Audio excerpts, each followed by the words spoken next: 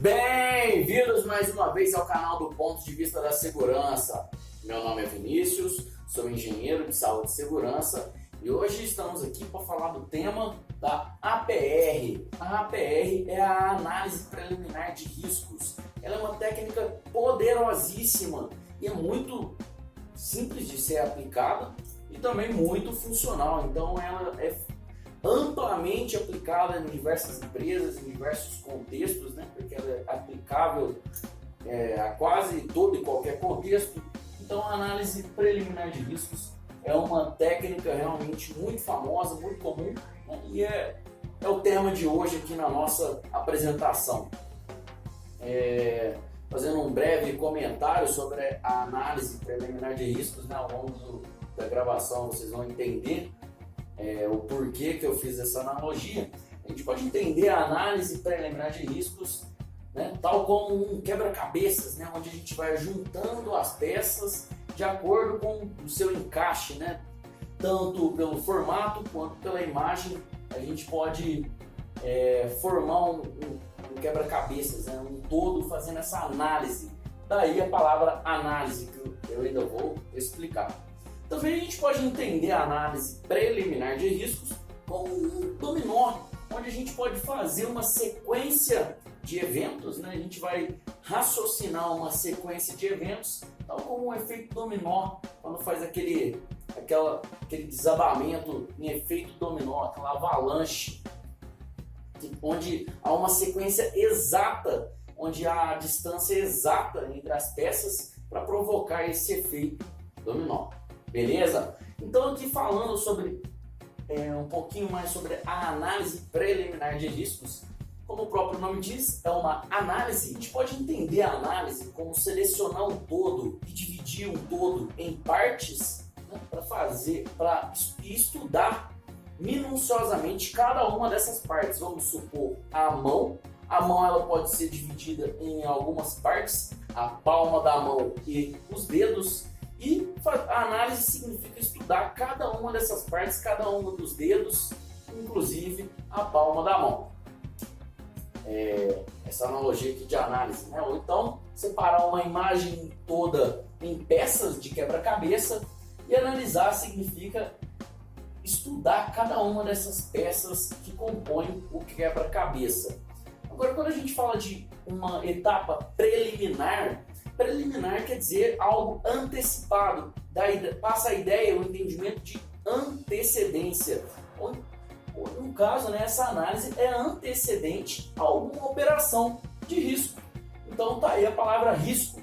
Risco a gente vai entender como uma probabilidade de um evento ou situação se efetivar ou ocorrer.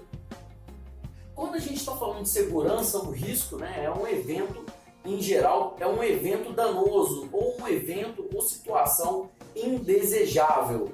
Então, normalmente em segurança a gente entende risco não pela probabilidade positiva, mas sempre pela probabilidade de algo sair errado. O método da análise preliminar de riscos é selecionar um objeto de análise, definir qual que é esse todo que a gente vai analisar, e separar esse todo em elementos, separar esse todo em partes e fazer o estudo de cada uma dessas partes. O que nos interessa nesse estudo? Saber qual que é o risco associado a essa parte que a gente separou do todo e raciocinar a relação de causa e consequência relacionados a esse risco e propor alguma medida de controle, alguma resposta para esse risco não se materializar em uma consequência danosa, um evento danoso. Normalmente, né, essa medida de controle vai estar associada à causa. A gente sempre vai atacar o dominó anterior, né, do evento danoso aqui do risco, ou dessa situação de risco. Beleza? Então a gente vai estar sempre relacionando causa e efeito a um determinado risco e propor uma resposta, uma medida de controle pensando aqui na causa, né, nas relações de causa com esse risco, tentando antecipar a materialização desse risco. Muito bem, a título de exemplo, eu trouxe aqui para vocês, né? Mais uma vez, a gente continua nesse contexto aqui da pandemia de Covid-19. Por que a gente continua falando de Covid-19, né? A Covid-19 nos interessa aqui porque a gente está desenvolvendo toda uma linha de raciocínio num risco amplamente generalizado por todo o território planetário, né? Por todo o mundo. Esse objeto de análise aqui tem sido uma demanda em todo o mundo. Então, em qualquer lugar do mundo que a pessoa estiver estudando a segurança pelo canal do ponto de vista da segurança, ele vai ter uma ampla gama de tópicos relacionados ao mesmo contexto, o que facilita no entendimento dos estudos, beleza? Dos estudos de segurança. Então, por isso, até o momento, eu continuo falando da pandemia de Covid-19. Pode ser que ajude ainda nessa pandemia ou numa próxima que virá, né, a gente fazer essas análises de riscos. Então esse é o motivo da gente continuar falando de pandemia aqui no canal até esse momento, beleza? Bom, vamos, agora que a gente já definiu o objeto de análise, né, que é a pandemia de Covid-19, vamos separar em partes, vamos definir alguns elementos dessa pandemia de Covid-19. Antes de fazer essa separação em elementos, né, vamos lembrar que pandemia é uma enfermidade epidêmica amplamente disseminada, ou seja, em todo o território global. E no caso aqui do Covid-19, né, nas características nessa pandemia, na pandemia dessa vez, é a pandemia de Covid-19. Então, nas devidas características de risco da Covid-19. A Covid-19, mais uma vez explicando, ela é transmitida assim como uma gripe comum. A pessoa contaminada, ela contamina o ambiente com as suas gotículas de saliva ao tossir, ao espirrar ou até mesmo ao falar. Ela deposita gotículas contaminadas em diversos ambientes ou até mesmo no ar, né, nas superfícies dos ambientes. Então, uma pessoa suscetível chega nesse local e, ao tocar nessas gotículas contaminadas ou simplesmente inalar aquelas gotículas contaminadas que estão suspensas nesse ambiente, a pessoa também contrai a doença Covid-19. Ela tem contato direto com o agente agressivo, né, que é o SARS-CoV-2 ou o novo coronavírus. Bom, já que eu expliquei aqui, né, basicamente como se desenrola essa pandemia, essas contaminações por Covid-19, como que ela chega nesse ponto, né? Pessoas contaminadas contaminam pessoas suscetíveis. Vamos aqui então separar alguns elementos desse objeto de análise aqui da pandemia de Covid-19. O primeiro elemento que eu selecionei aqui foi o vetor. O vetor é aquela pessoa que está contaminada, aquele caso ativo que tem probabilidade de contaminar outras pessoas.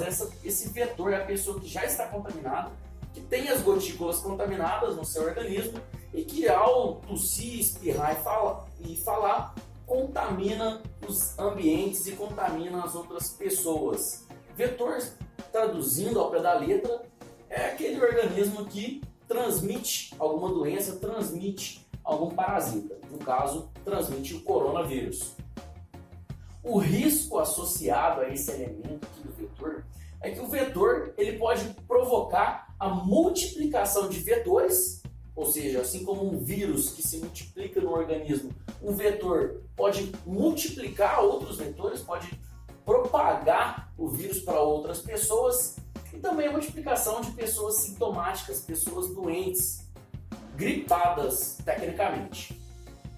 O que causa esse risco aqui de multiplicação de vetores e sintomáticos? É o contato entre uma pessoa suscetível com gotículas contaminadas, ou seja, uma pessoa suscetível, aquela pessoa que está apta para contrair, não sei se apta é a palavra mais adequada, né? Uma pessoa que está vulnerável a contrair o coronavírus, a gente vai entender pessoa suscetível àquela que não tem imunidade, não foi imunizada ainda, seja naturalmente ou por meio de vacinas.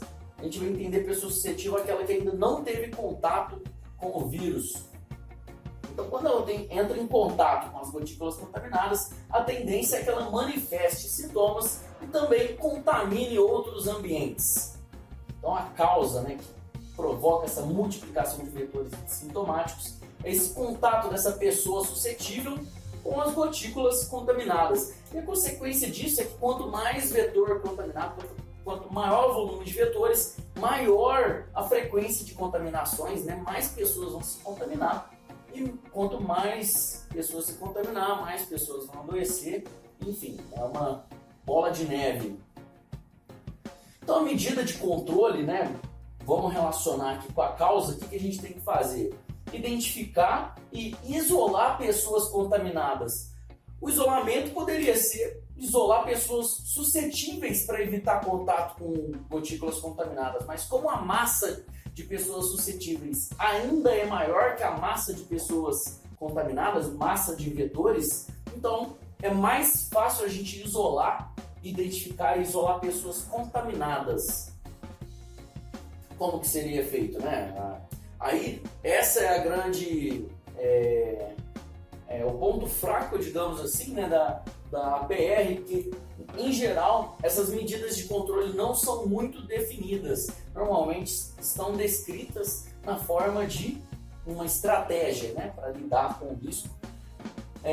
Então, cairia muito bem para uma APR ser acompanhado, por exemplo, de um checklist, né, de mais detalhes das medidas de controle, né, ser acompanhada de um plano de ação de fato para que ela tenha uma maior efetividade. Mas o fato da gente conseguir desenvolver um raciocínio de prevenção do risco já é um grande passo, né, para a gente garantir a segurança de uma determinada, de qualquer que seja o objeto de análise, né? Já é um grande passo, mas em vias de fato, né, existem outras técnicas melhores aprimoradas para desenvolver essas medidas de controle, então eu não vou entrar muito a fundo aqui em como seria essa identificação e isolamento das pessoas contaminadas, beleza?